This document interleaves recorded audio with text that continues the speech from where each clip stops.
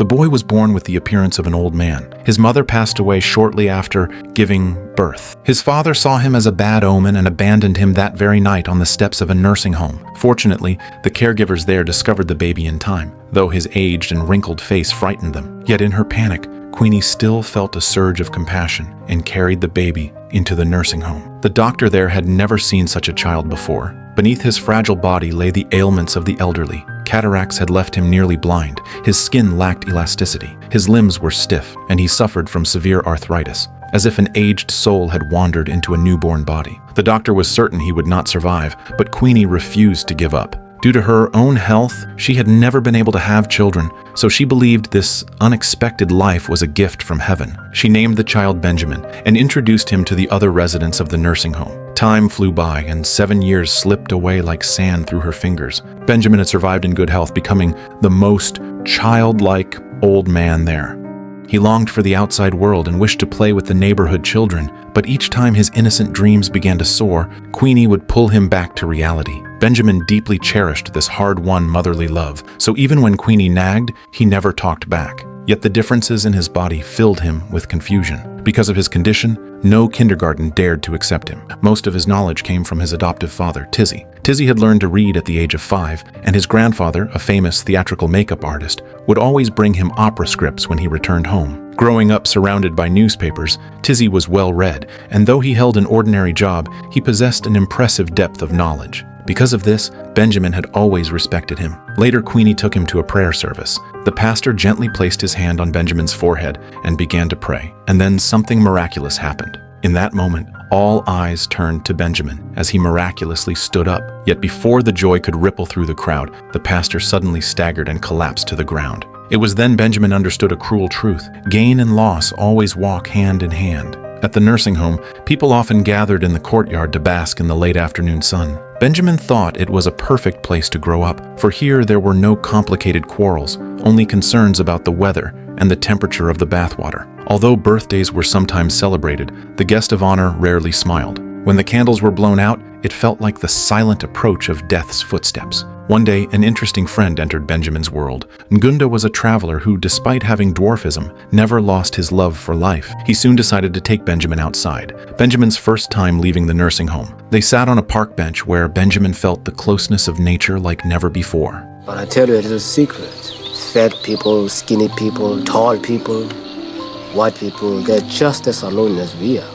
In a way, Ngunda and Benjamin were alike, exceptions walking on the margins of the world. But Ngunda proved the depth a life could hold through his actions. Later, Ngunda went to a street corner to meet a woman. She was much taller than him, and at that moment Benjamin realized that an interesting soul was far more captivating than outward appearance. But soon life gave him a hard knock. Benjamin missed the last bus, so he had to walk back to the nursing home with the help of his cane. By the time the night grew weary, Benjamin finally returned home. Queenie was deeply worried about Benjamin's late return, but as he listened to his mother's nagging, he had already fallen in love with the outside world. Soon came Thanksgiving of 1930, and the nursing home was bustling with life. Benjamin's attention was drawn to a strange man nearby, but he didn't dwell on it and instead struck up a conversation with an elderly woman. The woman's granddaughter was named Daisy, and when Benjamin looked into Daisy's sapphire blue eyes, he quietly fell under their spell. Daisy didn't see Benjamin as an old man, but spoke to him at the table as if he were an old friend. During the meal, Queenie announced to everyone that she was pregnant,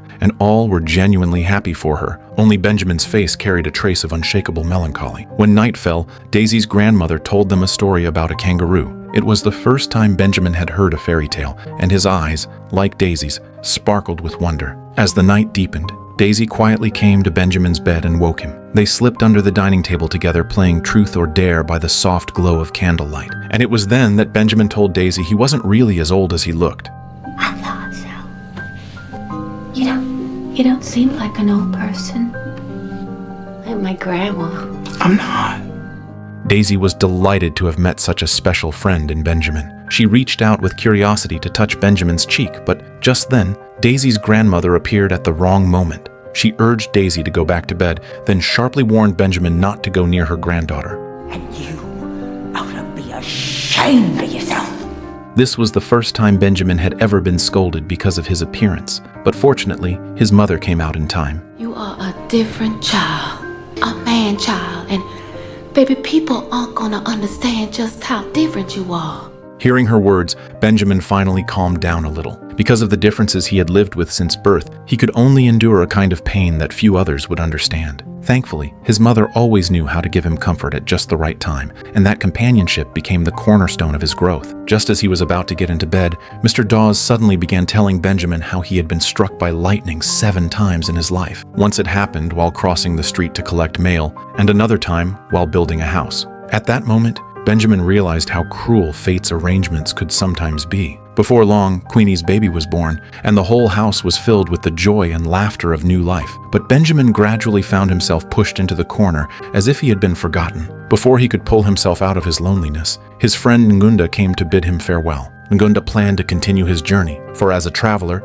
he never stayed too long in one place. Benjamin knew clearly that this meant farewell forever. This was the first time he felt the bitterness of parting. In the nursing home, whenever someone left, someone else would arrive to fill the empty space. One day, an elderly lady arrived with a large dog. It was clear she lived with great taste, always wearing a diamond ring and dressing elegantly while sitting in the courtyard. Yet she never went outside, and no one ever came to visit her. With her help, Benjamin learned to play the piano. But even after spending a long time together, Benjamin never learned her name. It was as if some people pass quietly through our lives, yet still manage to ripple the deepest waters of our hearts. After some time, Benjamin's body grew stronger, and his hair grew thicker. Queenie no longer restricted him from going out. But there, he once again ran into Mr. Dawes. Did I ever tell you I was struck by lightning 7 times? Once when I was in the field just tending to my cows. Just as Mr. Dawes finished speaking, a ship captain strolled over, looking for sailors. Even though others warned that the captain would never pay, Benjamin still volunteered. To him, this was not just a job, it was a doorway to the outside world. New to society, Benjamin worked with great diligence, never refusing even the dirtiest tasks. Surprisingly, Captain Mike was nothing like the rumors. He not only paid him, but even promoted him to mate. When was the last time you had a woman? Never? Never.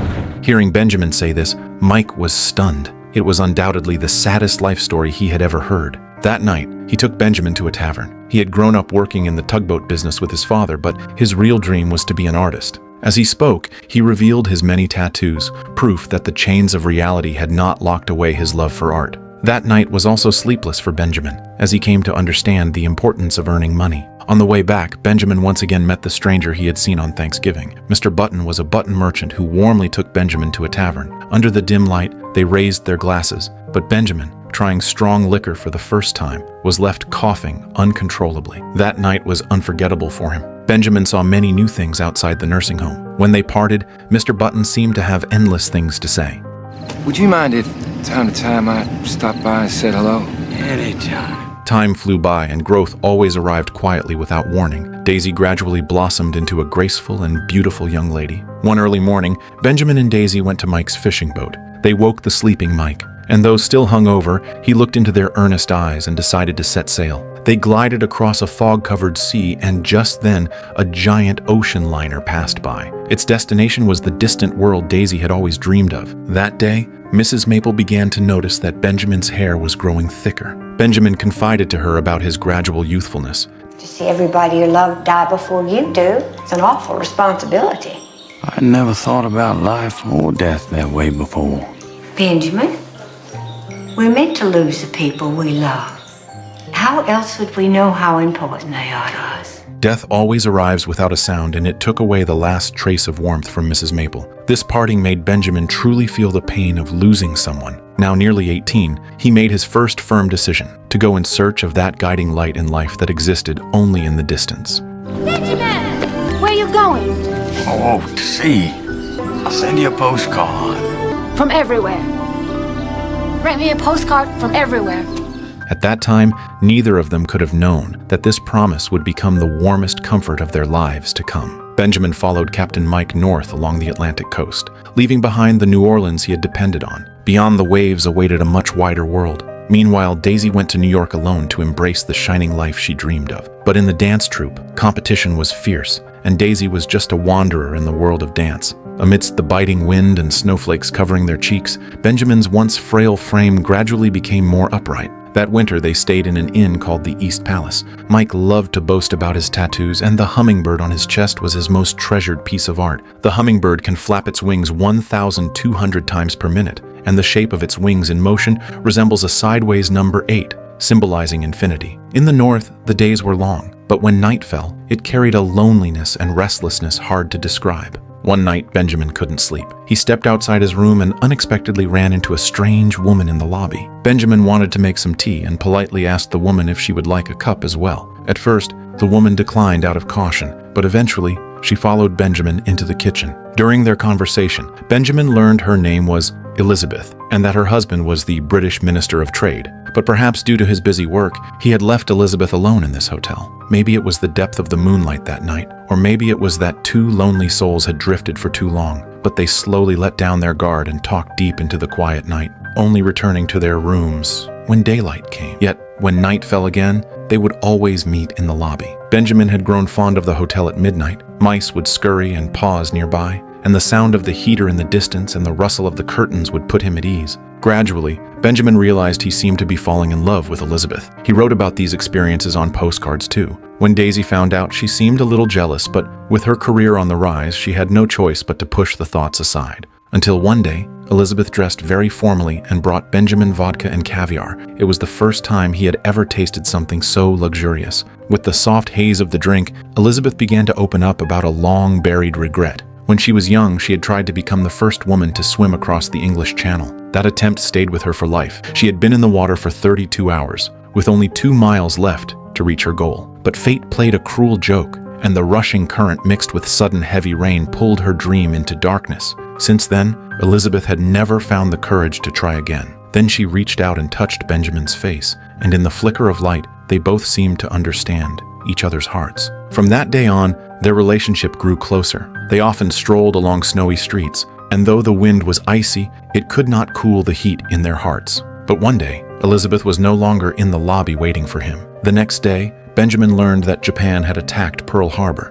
and Mike's ship had been requisitioned for service. He gathered everyone together and gave them the choice to stay or go. When Benjamin returned to his room, he found a letter slipped under the door. Their ship was assigned to salvage work, and Benjamin thought they would pass these days safely. But an enemy ambush showed him the cruelty of war. In the clash with the enemy, many crew members were killed, and even Mike was shot down. In a desperate moment, their ship rammed into the enemy vessel, and with a deafening explosion, the enemy was completely defeated. Benjamin rushed to find Mike, but by then, he was already at death's door. You could be a smart, so now don't get the way things went.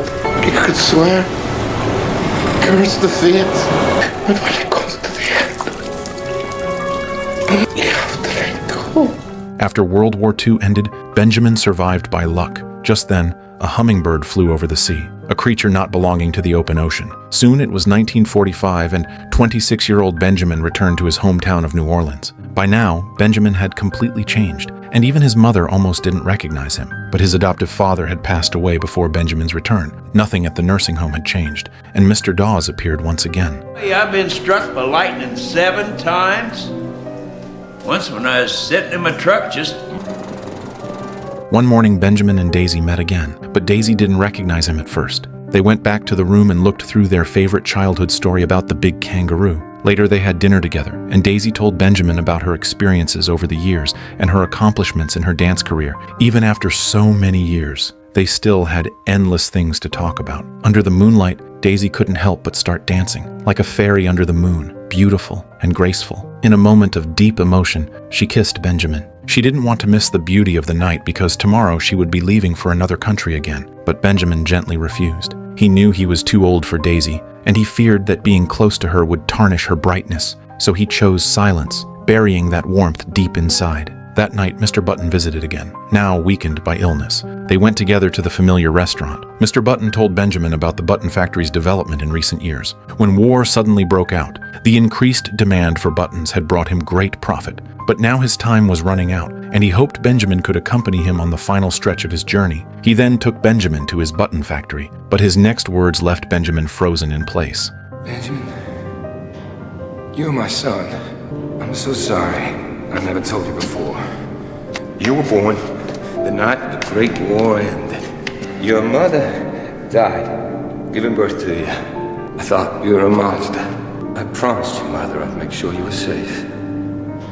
Mr. Button expressed regret for his past mistakes, then took Benjamin to see his birth mother. He decided to leave all his inheritance to Benjamin, but Benjamin gave no reply, turning and leaving the place. Back home, he told his mother about it. When Benjamin went upstairs, Mr. Dawes appeared again, telling him the 5th time he was struck by lightning was while walking his dog, and yet he still survived. Perhaps when facing the unfairness of fate, we have the right to resent it, but the path to redemption is one we must weave ourselves. Benjamin had finally come to understand this truth. One late night, he went to Mr. Button's home and then took him to the seaside. He hoped the boundless horizon could carry away all the burdens in Mr. Button's heart. That is a mad dog at the way things went. You can swear and curse the fates, but when it comes to the end, you have to let go. The knot between father and son finally unraveled in the silence and understanding they shared, and Mr. Button quietly passed away in peace. Benjamin gave him a dignified funeral and buried him beside his wife. After finishing all these arrangements, Benjamin set out for New York. With flowers in his hands, he wanted to give Daisy a surprise. On stage, she was radiant and dazzling. But to Benjamin's surprise, Daisy already had her own circle by then. His sudden visit did not bring the joy he had imagined, but instead disrupted Daisy's plans for a date with her dance partner. Hey, going downtown? In the end, Daisy still turned away, leaving only Benjamin's lonely silhouette behind. In the days that followed, they lived in different cities. Although Daisy often had a boyfriend by her side, when night fell, they would still exchange a belated goodnight. With newfound wealth, Benjamin focused more intently on exploring life. He often rode the motorcycle left by his father, venturing to new places. But fate always seemed to enjoy playing tricks. That day, he learned from a letter delivered by the mailman that Daisy had been in a car accident. Without a moment's hesitation, Benjamin rushed to New York. Wearing an overcoat, he looked every bit the image of a successful man. But his sudden visit brought Daisy no comfort at all. When she looked at Benjamin's handsome face, her heart filled with bitterness. Comparing herself in her current battered state, Daisy's spirit sank to rock bottom. Led by her broken thoughts, she spoke many hurtful words. Stay out of my life. But Benjamin refused to leave, staying in Paris for a long time to quietly care for Daisy until she was discharged from the hospital. Later, Benjamin used the sailboat left by his father to learn how to navigate the sea. He loved the feeling of the ocean wind brushing against his face. During this time, he dated a few lovely women, but they were only fleeting visitors in his life. Daisy remained the one who stirred his heart. Finally, in the spring of 1962, they met again. Benjamin was still tall and handsome, and Daisy was equally mature and beautiful. It was the first time they met within the same timeline, and this time, they didn't miss each other. They sailed along the Florida Keys, feeling the breath of nature where the sea met the sky. Daisy was grateful they hadn't been together when she was 26. Back then, one of them was too old, and the other was too young. Though their reunion came a bit late, everything now felt just right. It was as if fate's mismatched strings had finally been tuned to play their harmony. Will you still love me when my skin grows old and saggy? You still love me when I have acne, when I wet the bed, when I'm afraid of what's under the stairs. When they returned to the nursing home, they could not find Benjamin's mother. The elderly residents told Benjamin that Queenie had passed away. Afterward, they attended Queenie's funeral together, and many people came to bid her a final farewell. Queenie's life of kindness had been witnessed by all. It was she who gave Benjamin the hope of rebirth and taught him how to love and be loved. From then on, Benjamin decided to sell his father's house and bought a duplex apartment. The air was filled with the fragrance of wood, and they had not a single piece of furniture, living entirely as they pleased. But when Daisy saw the perfect figures of other girls at the swimming pool, she couldn't help feeling a twinge of sourness inside. To comfort her, Benjamin took her to the beach to watch a brilliant sunrise. In Benjamin's embrace, Daisy came to understand that no one in this world is flawless forever. Later, Daisy opened a dance class, and her heart was gradually softened by the smiles of children. Even though life was beautiful now, their life paths were ultimately destined to diverge. I'm pregnant. When Benjamin learned of this, he was deeply shaken. As much as he longed to have a child of his own, looking at his increasingly youthful body, he couldn't be sure he would be a good father. Just as they finished dinner and were about to leave, the television nearby reported a piece of news. An elderly woman had swum across the English Channel. Elizabeth was now 68, yet she still had the courage to face challenges, and Benjamin greatly admired her for it. Afterward, their child was born safely, a lovely daughter who did not inherit Benjamin's unusual condition. As he watched his daughter grow, Benjamin was always weighed down with worry. He knew deep in his heart that a daughter needed a capable father, not a playmate who would gradually turn into a child. So, after celebrating his daughter's first birthday, Benjamin sold all his possessions and left a savings card for Daisy. He hoped Daisy could find a responsible stepfather for their daughter. Daisy wanted to stop him, but in the end, she respected Benjamin's decision. When Benjamin left, he took only the clothes on his back. After that, he began a wandering life. He worked as a cleaner, then as a forest ranger, never stopping his travels, becoming a traveler much like Nunda. It wasn't until his face had transformed back to that of his teenage years that Benjamin returned home once again. By then, his daughter was already 12. Though Benjamin knew his visit was an intrusion, he could no longer bear the longing for Daisy and her daughter. By that time, Daisy had built a new family, and her partner appeared to be a loving and responsible father. There were no lengthy conversations between them, only a deep emotion and a silent bond. Many years later, an elderly Daisy received a phone call. The police asked her to come identify a young boy, as his diary was filled with her name. Their paths in life crossed once again. Benjamin now looked like a child but was suffering from severe dementia. At times, he was rebellious, forgetting that he had just eaten breakfast. But whenever Daisy came near, he would always feel a deep sense of peace. I have a feeling there's a lot of things I can't remember. Well, like what, sugar?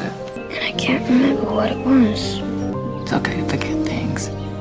It's okay. Daisy would tell him their favorite childhood story about the big kangaroo. She stayed with Benjamin every moment until he could no longer walk, until he could no longer speak, and finally, until he became a baby in swaddling clothes. And I knew that he knew who I was. Benjamin's life thus drew to a close. Before Daisy's own passing, she told Benjamin's story to their daughter. Inside Benjamin's diary were postcards he had written for his daughter. 1970. I was 2. Happy birthday. I wish I could have kissed you goodnight. They're all for me. 5. I wish I could have taken you to your first day of school. 1981. 13. I wish I could have told you not to chase some boy. I wish I could have held you when you had a broken heart. I wish I could have been your father. Nothing I ever did will replace that. To be whoever you want to be. There's no time limit. Start whenever you want. You can change or stay the same. There are no rules to this thing. I hope you feel things you never felt before. I hope you meet people with a different point of view. I hope you live a life you're proud of. Then start Sorry, all will I over. forget? In Daisy's final moments, she saw a hummingbird flying against the wind and rain. Then, after saying goodnight to Benjamin, she slowly closed her eyes. In the story, there was an old man who claimed he had been struck by lightning 7 times. But if we look closely, we'll notice that each of his appearances coincided with a major change in Benjamin's state of mind. When Benjamin first met his lover, that lightning felt like fate's warning. When he was about to say goodbye to his past, that lightning felt like the tearing ache of reluctance. Mr. Dawes' presence was not a casual detail. He symbolized fate's sudden intervention, the unpredictable shifts in life we can never foresee. In this life lived in reverse, Benjamin experienced love, parting, and loneliness in his own way. He did not grow old as we do, but instead moved backward through time, slowly returning to where he began. His journey may never be repeated, but this story teaches us that the meaning of life may not lie in how we begin or end, but in whether we have cherished the scenery along the way and lived passionately in the ordinary. Even if the path of life is different, even if it is destined to end in silence, we should have the determination to keep going and the courage to start again. Time may take away our faces, but it can never take away the memories etched in our hearts. And only love can travel through time and reach eternity. May we never waste the present, never miss each other, and always find our true home in every journey we take.